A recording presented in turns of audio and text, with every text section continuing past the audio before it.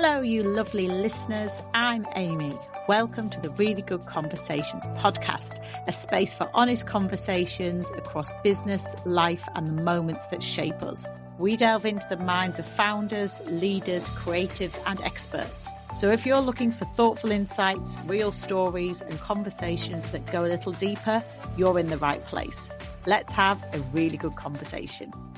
Welcome to the Really Good Conversations podcast. Today I am joined by Dara Simkin, founder of Culture Hero and co-author of Full Stack Human, the mindset upgrade you need to stay human in a world ruled by technology.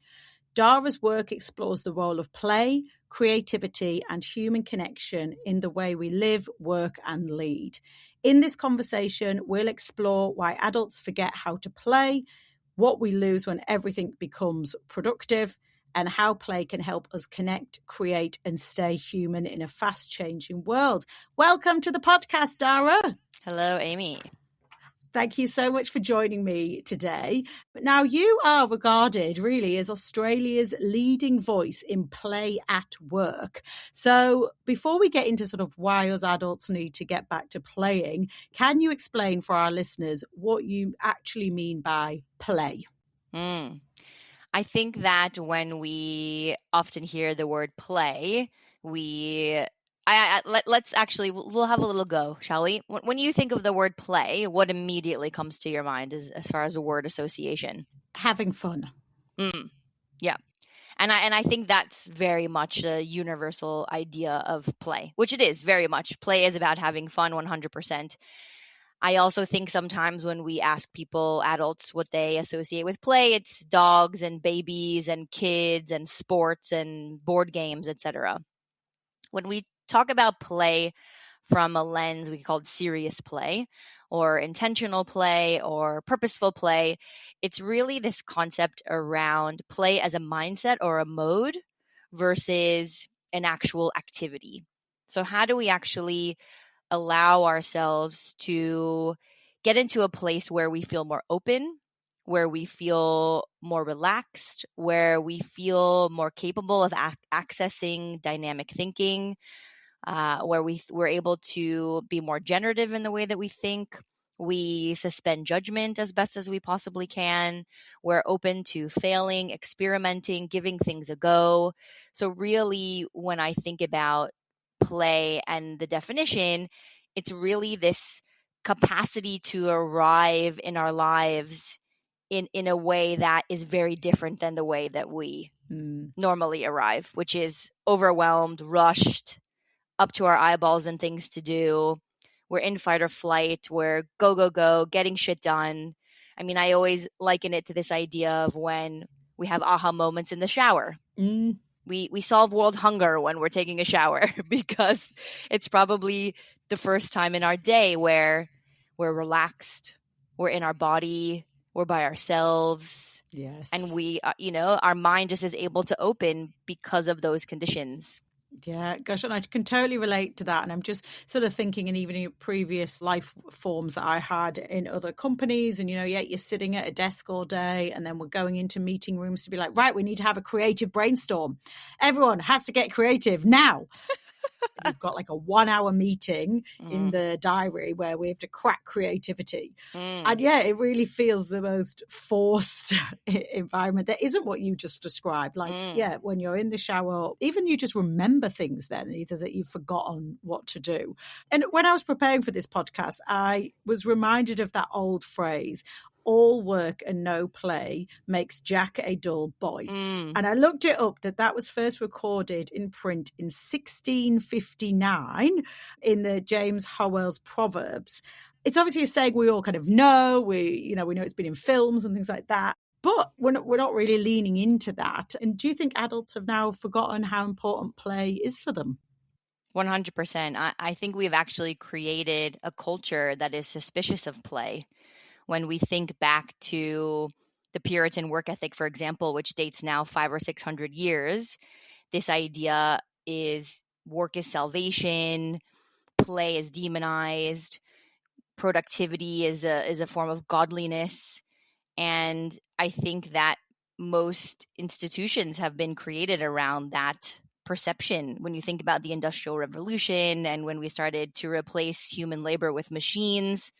We started to become cogs in a system.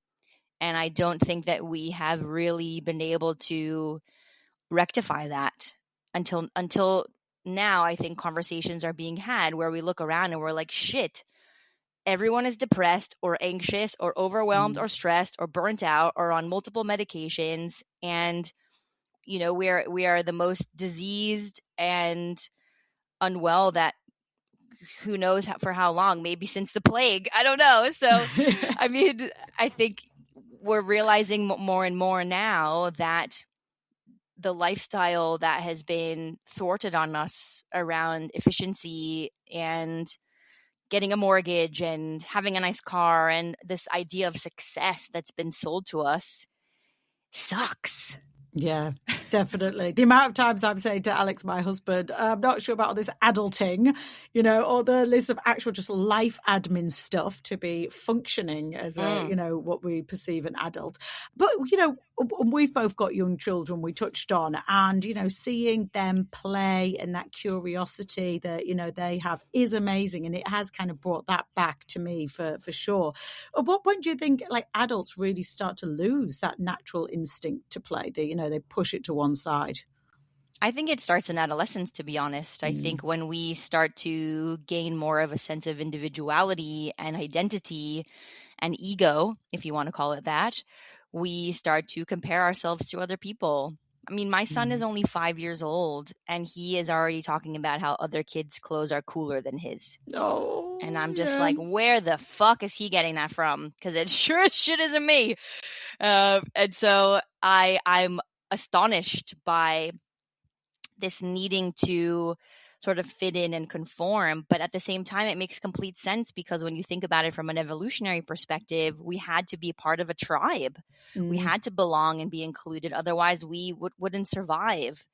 And so I think and again, we'll talk about the book Full Stack Human momentarily, but a lot of it is understanding our evolutionary wiring and the things that we are biologically designed to do in order to survive, and how the culture that we live in completely sort of bastardizes and overly sensitizes those things, especially when it comes to belonging and things like that. It's now with the way that we're sold things. I mean, we know a lot about how our brain works, about dopamine, about reward, about motivation. And so all of these brilliant people are working in advertising and in marketing and things like that.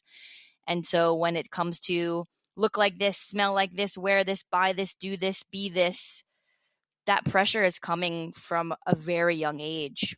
Yeah. And so I think not only are we sort of trying to conform and belong and be a part of something when we're young, we're also being put in a classroom where we're meant to sit down and be quiet and learn numeracy and literacy. And I actually my son is 5. I just went on a school tour today to see what a possible prep school or his primary school would look like. And I asked the principal, I said, how much time do they have for imaginative play? Yeah. How much time do they spend outside? And it's sort of, they've got, 30 minutes of morning tea recess and then an hour. And then the idea of sort of imaginative play in the classroom, he didn't have an answer. Yeah. I'm like, oh God. Oh, I absolutely feel you, because we are in the exact same space right now. And also my exact same thoughts when I went to do some of the school tours earlier this year. I'm like, oh, this is like just so, restrictive inside the classroom. I look at these classrooms and I think, I feel like this is the same as like when we were at school. But if we think back to ourselves as, where we've evolved as adults, have we as adults sort of now attached everything having an outcome? Whether we're obsessed with there needs to be some sort of achievement, and you talk about achievement syndrome. So, what do you mean by that and how that affects our ability to actually play? I came across this concept. I subscribe to a newsletter by a great researcher and writer. His name is Michael Simmons, who's based in the States, and came across this concept with achievement syndrome is also this idea of achievement addiction. And it's really this thing that happens before burnout. I think as a society, especially Western culture, we have a very big obsession with burnout at the moment, which is an important conversation to be having. Absolutely. I just think based on the work and research that I've done around this idea of achievement syndrome, the burnout conversation is too late because we're already fucked.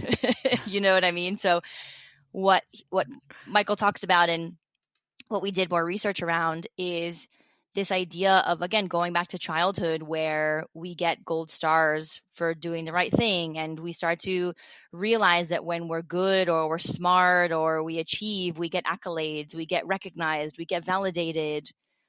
And for a lot of us, especially who had baby boomer parents, myself included, we didn't really get validated when we were a kid. My parents had a really hard time telling me they were proud of me. And so we start to seek out that in other places, in our teachers, in our sports coaches and things like that. So we start to learn that our value is connected to an output, to an achievement. And that just gets reinforced when we go to work, where we get raises and promotions. And if you're in sales, you get that holiday to Hawaii or whatever it is.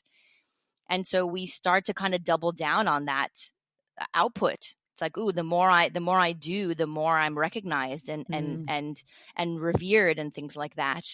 And then we start to optimize everything in order to be able to do as much output as possible. And then we start to kind of have this diminishing return where the thing that we were really quite passionate about at the start, that we started to study and work towards in our 20s and things like that, when we were kind of fresh out the gate and excited, that return doesn't really hit home anymore. And we get the raise and we get the promotion and we're too exhausted to even enjoy it or recognize it.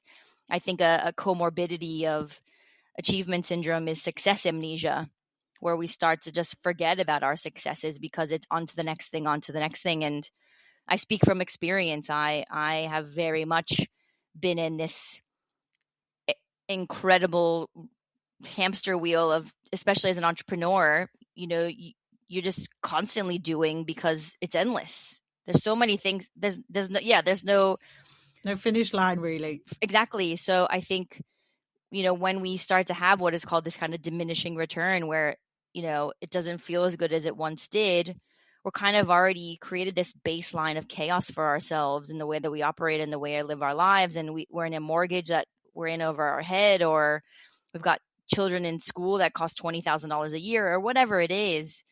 And then we're in a one-way ticket to burnout. So I think it's our responsibility, and we talk about it in the book, about if we want to stop sacrificing our humanity for success, start to understand and identify what is our relationship to success. How do we define it for ourselves? What does it look like? Is it money? Is it a big house? Is it going on fancy holidays, or is it something else? And we'll talk then a bit further about the book. It's called Full Stack Human. What does that phrase mean for our listeners? To keep it super simple, it comes from computer programming. When you're a full stack developer, you can basically design a program or an app from end to end. So the zeros and ones, the bits and bytes, the back end, and you also are able to design a very shiny interface, the UX of what people interact with. So from a people perspective, you know your programming, you understand your relationship to success, how you navigate change, what your biases and assumptions are, these things that are unconsciously driving the way we behave and act every day that not many people are aware of. So that's sort of the back end concept of the first few chapters. And then that kind of shiny user interface is really about our mental health, how we show up at work, how we lead.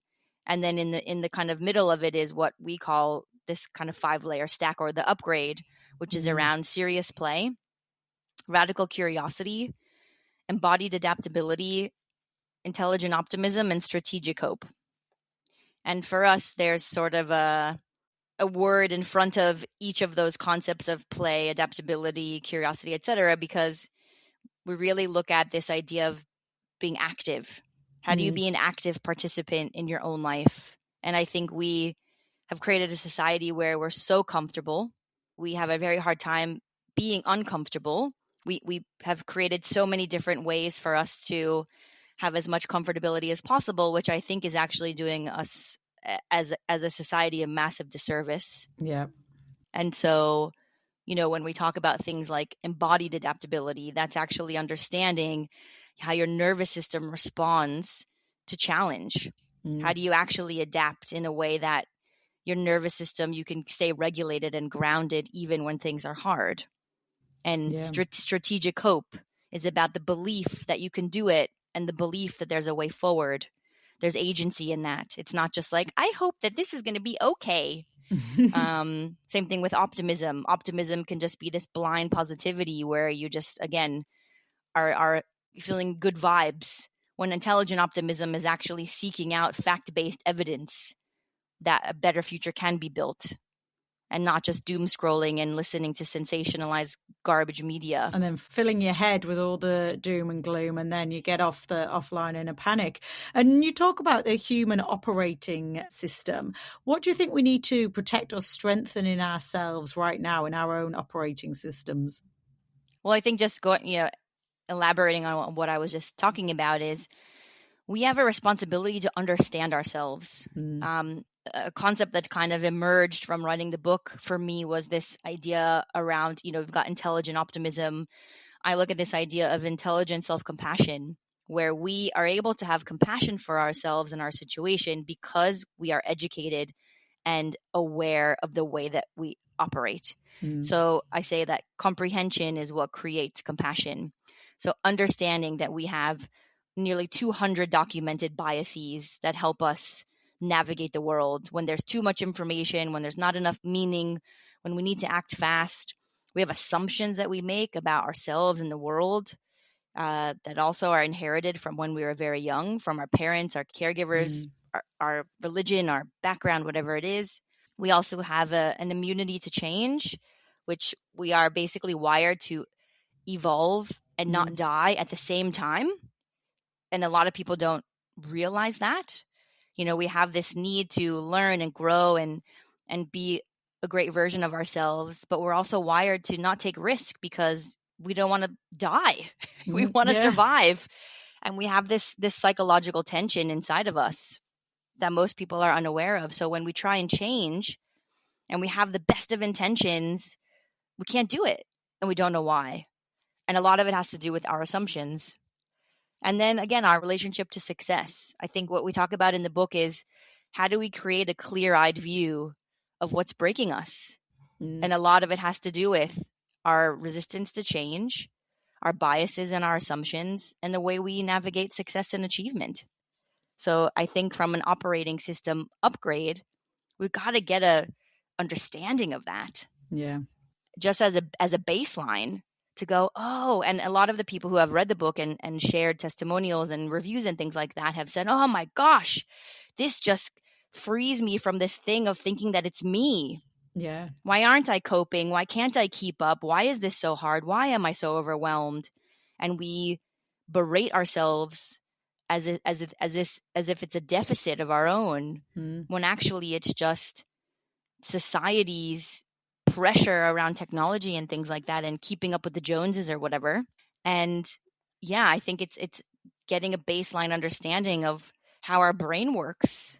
And when people have got that understanding, listening to you, and so much of it is perhaps environmental factors, if we talk about that overwhelm that you might be getting from whether it's your place of work or elsewhere, there's some things that people may listen thinking, yeah, that's great, but I can't really change how things operate in the workplace. I don't have those decisions. So I guess for people listening, to give them a sense of, okay, great, read the book and I'll understand these. Then what actions can I actually take in my everyday life? Yep. That then don't also feel like another to-do list thing to do. Well, I think for me, it's really around, again, being an active participant. And it's easy to say, I can't do this, I don't have control, things like that. And yes, if you work in a workplace where there's a toxic culture, if you don't have the luxury of finding a new job, I totally get it. However, there are other environmental factors around you that affect your bandwidth and capacity that you do have control over. So the people that you hang out with, are you hanging out with people who fill your cup, who make you feel good, who are really energizing? Are you actually connecting with people on a physical level? Or are you texting and calling and Facebooking or whatever? Like, we need physical connection as human beings. That's what fills our cup. And often we're so disconnected from that because we don't prioritize it. But there's this idea, a great psychiatrist that I follow, his name is Ned Hallowell. He calls it vitamin C, vitamin connect. Yeah. And we sometimes forget how important relationships are. And not just with our partner or our kid or our mom or our dad or a brother or our sister, friends. Yeah. Even with colleagues, having that camaraderie, if work is really hard, to still have that person that you can go for a coffee with and have a chat and a vent, just to lighten the load a little bit. I think also the need for prioritization of ourselves and prioritization of play. Yeah. And really looking at, I talk a lot about how the way that we approach play is ass backwards. Play is a reward. It's the thing we get after the thing is done. Shit never gets done. It's endless. So if we treat play as a reward, or we book that one holiday, which then we end up getting sick because our nervous system finally has a chance to get out of stress mode. But just, prioritizing moments where we walk outside and we notice where we are and what we're doing. We don't have our headphones in. We don't have our face in our phone. Moments of wonder and awe and seeking novelty and things like that. I think that we need to look at play as a way, as an on-ramp to living more sustainably, to being more connected, to being more joyful. And a lot of that has to do with just thinking of the things that you do that make you feel good. Yeah. What makes you feel good? Do more of that. It's not rocket science. And I think sometimes as well, when we think about self-improvement and the wellness industry, it's like there's so much stuff that we get overloaded with. And it's like, just don't overcook it. Yeah. What brings you joy? And not to do with alcohol or Netflix, things where you are participating, where you might be using your hands, using your brain, where you're actually, creating new neural pathways in your brain and getting involved. And again, it's like, it could be going for a walk, seeing a friend, playing basketball, being present with your kid when you're doing Lego. Like there are micro moments. Yeah. Little tiny moments. And I think, again, it's like, how do I change? What do I need to do? Like, I'm going to be part of the 5 a.m. club and I'm going to go to the gym every day. And it's just like, whoa, Yeah. let's give yourself more pressure. Great. It's like great motivation. I love your energy. However, how can you just try and do things that are super low stakes? Yeah. That are easy, accessible, doable, repeatable, that you can start getting positive feedback to go, ooh, that felt good. I want to do that again. Yeah. You don't have to enroll yourself into a 12-week, clowning course or whatever it is, unless you want to. That would be my jam, not everyone else's. So just go back to basics. Even just like, what did you like doing as a kid? I loved tinkering. Great. Go do a woodworking workshop or something, Yeah.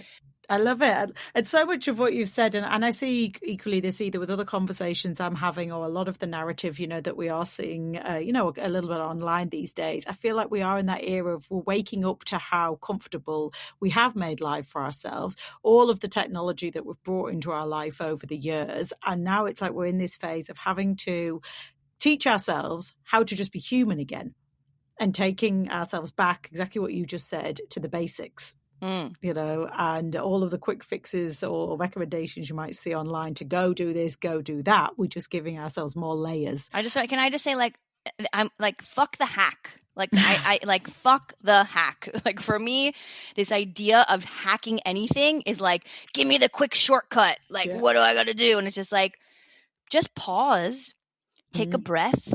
Because play is in all of us. We are biologically wired to play. It is part of our emotional system. It's as baked in our brain as fear, lust, seeking.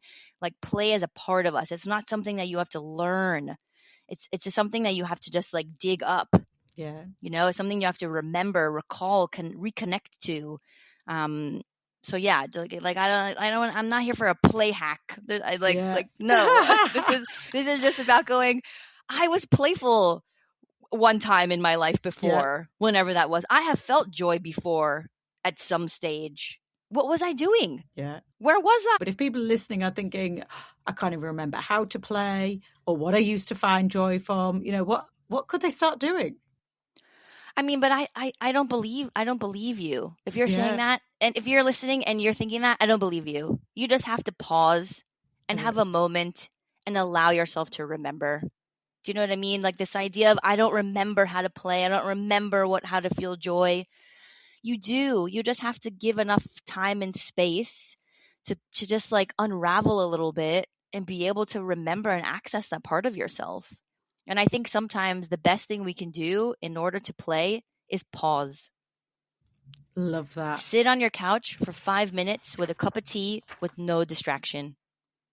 Take a few breaths. A lot of people turn their nose to mindfulness and meditation. Just do nothing. Let's talk about the practice of nothingness. Can you do that? Can you do absolutely fucking nothing for a minute? It's a struggle. It is a struggle. I know. If when I do try it, I'm immediately sitting there thinking of all the things that I need to get done. So it takes a bit of time, absolutely. But no, that has been fascinating for everything that you have shared. And obviously we are all about conversations in our world, and I know you are too in a lot of the work that you do. But I always have to ask, has there ever been a conversation that has profoundly shaped you or changed the direction of your life? I feel like every therapy session I go to is a life-changing shift. I think actually a couple of our friends, Graham Panther and Honor Eastley, amazing mental health advocates, mates of ours who we interviewed for the book. They run an amazing community called the Big Feels Club, which is very much like community-based mental health support. And how do we just normalize mental health, having those hard conversations, which I think is very applicable to what you are about. And when I was speaking with Honor, she talks about bandwidth and that we don't have a resilience problem because resilience is really indicative of our bandwidth. And if we're having a really shit time in our life, we've lost a parent, we've been super sick, work sucks, whatever it is, our bandwidth is really low. So our ability to bounce back as a form of resilience is very inaccessible. And that's okay. That doesn't make us a not resilient person. It just means that we need to realize that we need to fill our cup again. And that might be about recovery or rest or whatever it is. And so for me, I'm ADHD. I don't know if people have noticed. I'm quite hyperactive. I operate at a very different frequency than a majority of humans. And so I can just crash and burn. I don't really identify with like burnout. I've never been hospitalized or anything like that. I know that when my body starts to tell me that I am not okay, that I really take the time to do it. And by eventually being able to have this language around this idea of bandwidth, and that bandwidth is not infinite.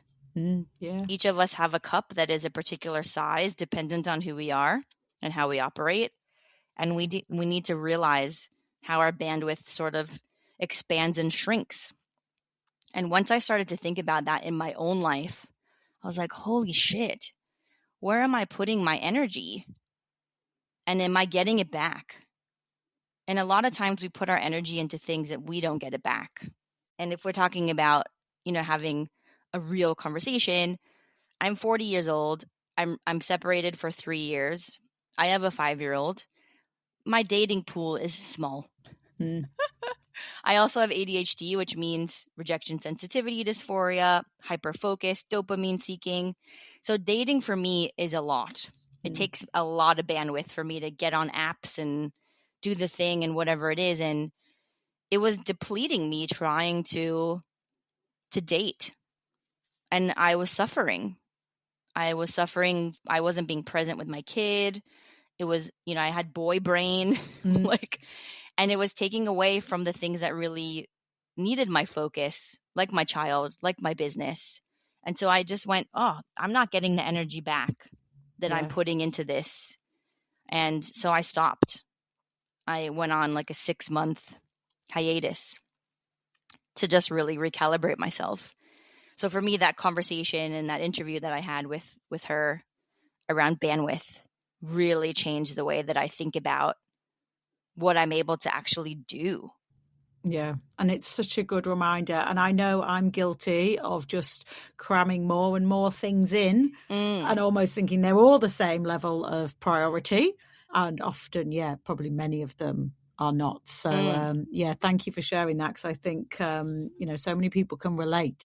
Now, what I'm going to do is I'm going to ask you 3 questions on the spot from our pack of cards. Ready. So, question number 1. If you came with a warning label, what would it say? Can be incredibly hyperactive. Yeah, I mean, I think I'm late diagnosis ADHD. I've had my diagnosis for a year. I've absolutely can connect to being this way my entire life. And I think that I can just be very high octane. And I've definitely put my foot in my mouth a lot of times as a younger person. I think as an adult, I've learned to not be as impulsive in that way. But yeah, I definitely think while ADHD is a great way for me to think differently and be creative and do the amazing things I've done, it can also really destroy and be super difficult. So I think, my warning label would be, can be hyperactive. Question number 2, and I thought this was appropriate because we have been talking a bit about, play in childhood, is what was there to do when you were a teenager? What was there to do when I was a teenager? Go to the mall. There was a place that I really liked getting these pretzels from called Auntie Anne's. Go to the movies, then hang outside of the movies after the movie. I also, because I grew up in Miami, they don't exist anymore, but there were these like all age clubs that we could go to. I have a very distinct memory. My mom would never let me go, but my best friend's mom was super cool. And she let her go, so I would just spend the weekend there. And I'll never forget the first time I was 15 with my best friend, Melissa. Her mom drove us to this club called Mad Max, where we dressed up and went dancing and hanging out, and her mom had us sleep in the car park and waited for us to go and have a boogie and then come back. Brilliant. So I was clubbing and hitting the dance floor at a very young age, having grown up in Miami. Brilliant. I love that. And question number 3, what is one piece of wisdom you want to pass on to future generations? I mean, do I want to be this like really cliche and obvious, or something like way more profound? Because for me, it's just like, never forget to play. Yeah. We play when we're young. We play when we age. What's happening in that 40-year period? And I think, again, even children now are playing less and less because of technology and devices. I know in Scandinavia, they're like GPs are prescribing children play, which I think is just devastating and really amplifies or just is an example of what is happening in our world today. But don't forget to play.